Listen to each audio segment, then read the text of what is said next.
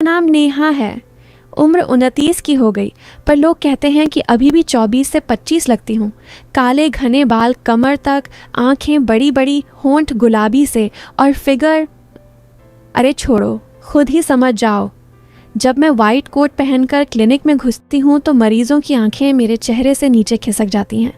मैं डॉक्टर हूँ, गांव के पास वाले छोटे से टाउन में। मेरी आवाज़ थोड़ी भारी है।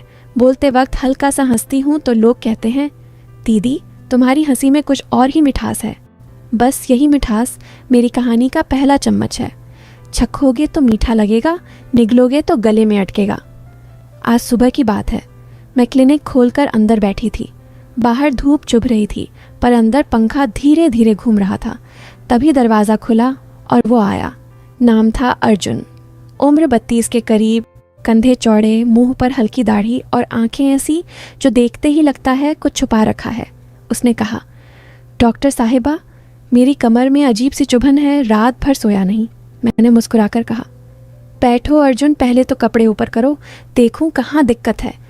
मैंने दस्ताने पहने, उसकी कमीज़ ऊपर की। उसकी पीठ पर पसीना चमक रहा था। मैंने उंगलियां फिराईं, धीरे धीरे, नरमी से। वो सांस रोककर बैठा था। मैंने पूछा, यहाँ दबाऊं तो? वो बोला, हाँ दीदी। आह, बिल्कुल वहीं। मैंने हल्के से दबाया। वो कराहा। मैंने कहा, अर्जुन, तुम्हारी मांसपेशियां बहुत टाइट हैं, रोज़ ट्रैक्टर चलाते हो ना? वो हंसा, हाँ दीदी, खेत में दिन भर झुककर काम करता हूँ, पर आज ऐसा लग रहा है जैसे कोई मेरे अंदर से खींच रहा हो। मैंने सोचा, अंदर से खींचना तो मेरा भी काम है, दर्द को बाहर निकालना। फिर मैंने कहा, लेट जाओ बेड पर, मैं थोड़ा तेल लगाकर मालिश कर दूंगी, दर्द तुरंत भागेगा। वो बिना कुछ बोले लेट गया। मैंने तेल की शीशी खोली। गर्म तेल की खुशबू कमरे में फैल गई। मैंने उसकी कमर पर तेल डाला, धीरे धीरे, जैसे कोई रेशमी धागा खींच रही हूँ। मेरी उंगलियां फिसल रही थीं। वो आंखें बंद किए लेटा था। मैंने पूछा, अर्जुन, शादी हुई कि नहीं? वो बोला, नहीं दीदी, माँ ढूंढ रही है। मैंने हंसकर कहा, अच्छा, तो अभी तक कोई तुम्हें पकड़ नहीं पाया? वो शर्माया। पकड़ने वाली तो आप जैसी चाहिए। मैंने हंसी रोकी, पर दिल में हल्की सी गुदगुदी हुई। मालिश करते करते मैंने उसकी कमर के नीचे हाथ ले जाकर दबाया। वो चौंका, दीदी वो थोड़ा नीचे। मैंने कहा, अरे दर्द तो यहीं तक फैला है, डरो मत। मेरी उंगलियां उसकी जांघ के किनारे तक पहुंच गईं। वो सांस तेज चलने लगा। मैंने सोचा, ये तो अभी से पसीना छूटने लगा। मैंने तेल और डाला। अब मेरी हथेली उसकी त्वचा पर फिसल रही थी, गोल गोल, ऊपर नीचे। वो बोला, दीदी आपका हाथ जादू करता है। मैंने कहा, जादू तो अभी बाकी है अर्जुन। फिर मैंने उससे कहा, अब पलटो। वो हिचका। मैंने फिर कहा, पलटो ना, पीठ के साथ पेट भी देखना पड़ेगा। वो धीरे से पलटा। उसकी आंखें मेरी आंखों में थीं। मैंने तेल उसके पेट पर डाला। मेरी उंगलियां नाभि के चारों तरफ घूमने लगीं। वो बोला, दीदी ये तो बहुत गुदगुदा रहा है। मैंने हंसकर कहा, गुदगुदी नहीं, दर्द को भगाना है। मेरे हाथ नीचे सरक रहे थे, बिल्कुल किनारे पर। वो सांस रोककर देख रहा था।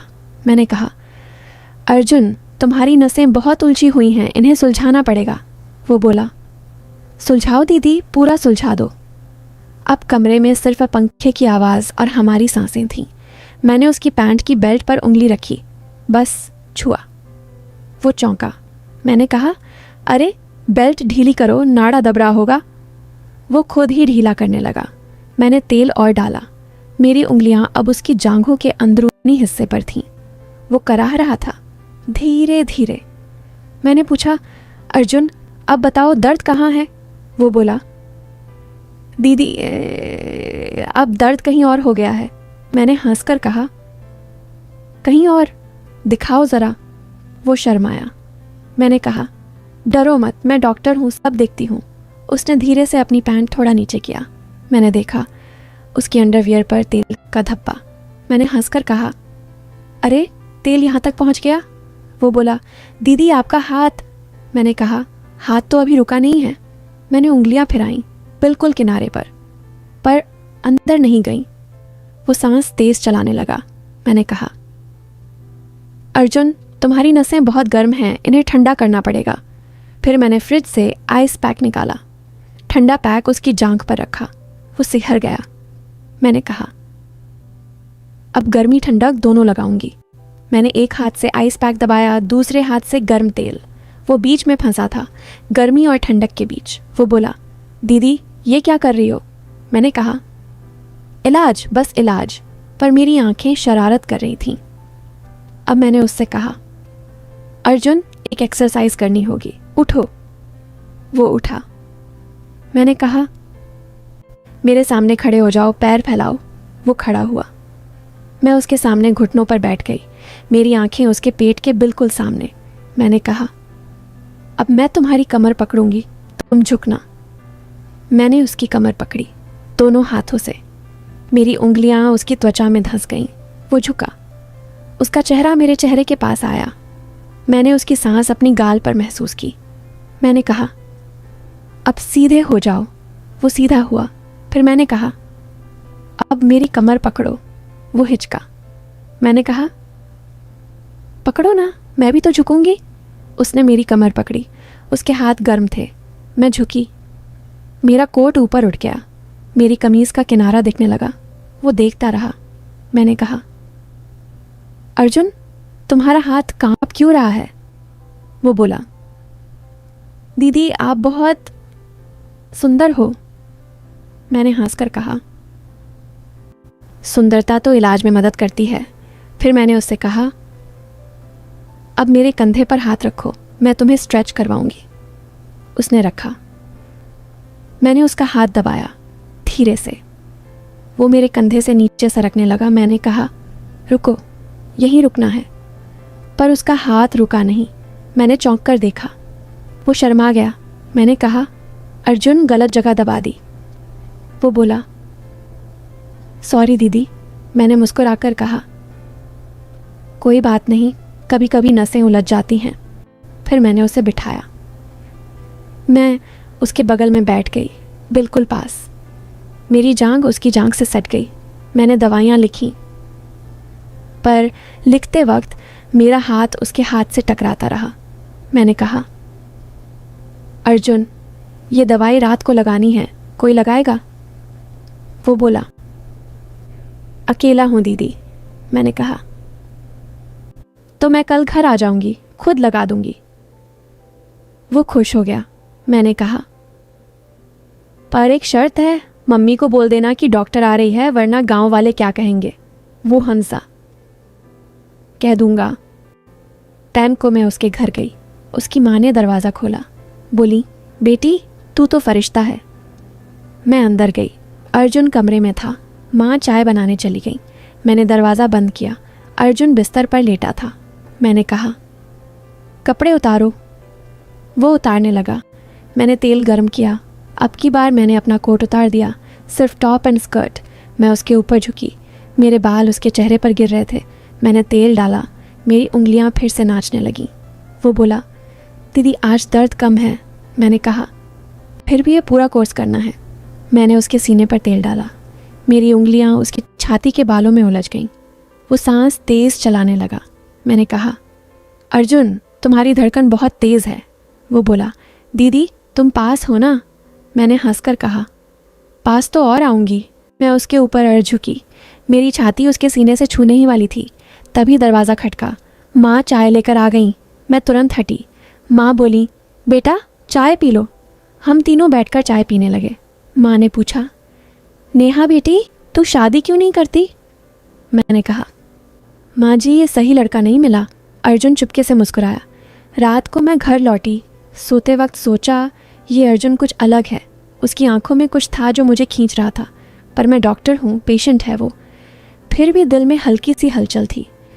अगले कुछ दिन हम रोज़ मिलते रहे, कभी क्लिनिक में, कभी उसके घर। हर बार मालिश, हर बार थोड़ा और पास। एक दिन मैंने कहा, अर्जुन अब तुम मुझे मालिश करना सीखो। वो हंसा। मैं लेट गई। उसने मेरी कमर पर हाथ रखा। उसके हाथ कांप रहे थे। मैंने कहा, डरो मत, दबाओ। वो दबाने लगा। मेरी सांसें तेज़ हो गईं। मैंने आंखें बंद कर लीं। उसका हाथ नीचे सरकने लगा।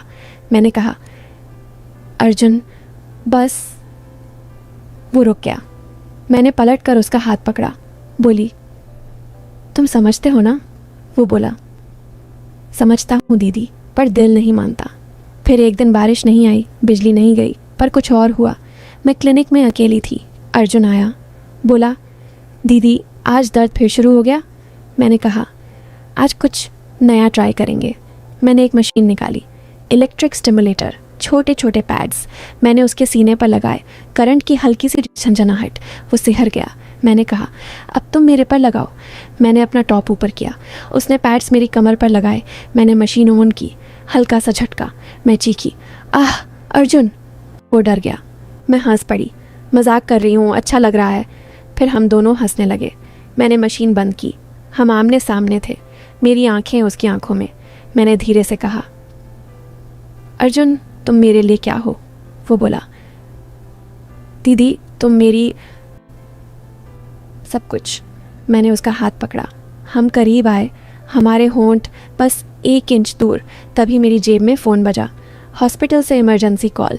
मैं हटी, बोली, चलो बाद में। उसके बाद हम दोनों समझ गए हमारे बीच कुछ है, पर अभी वक्त नहीं।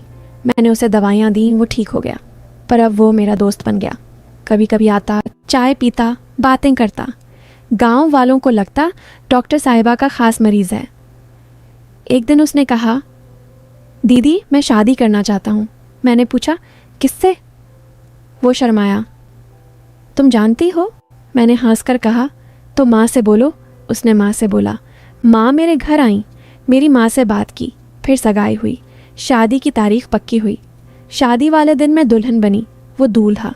मंडप में जब मैं उसके पास बैठी, उसने कान में कहा, दीदी आज दर्द बिल्कुल नहीं है रही है। मैंने हंसकर कहा, अब तो ज़िंदगी भर मालिश करूँगी। सब भूल जाओ, शादी, फेरे, जोड़ा, हंसी, सब डस्टबिन। अब सिर्फ 30 सेकंड का ट्विस्ट। तुम्हारी सांस रोक लो। मंडप। मैंने अर्जुन के कान में फुसफुसाया, आज दर्द नहीं है ना? वो मुस्कुराया। फिर उसने मेरे कान में कहा, दीदी दर्द तो तुम हो। मैं हंस पड़ी।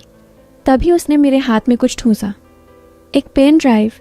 बोला, घर जाकर देखना, शादी ख़त्म, रात, हनीमून सूट। मैंने लैपटॉप खोला, पेन ड्राइव अंदर, एक folder, Neha real MP4 play किया।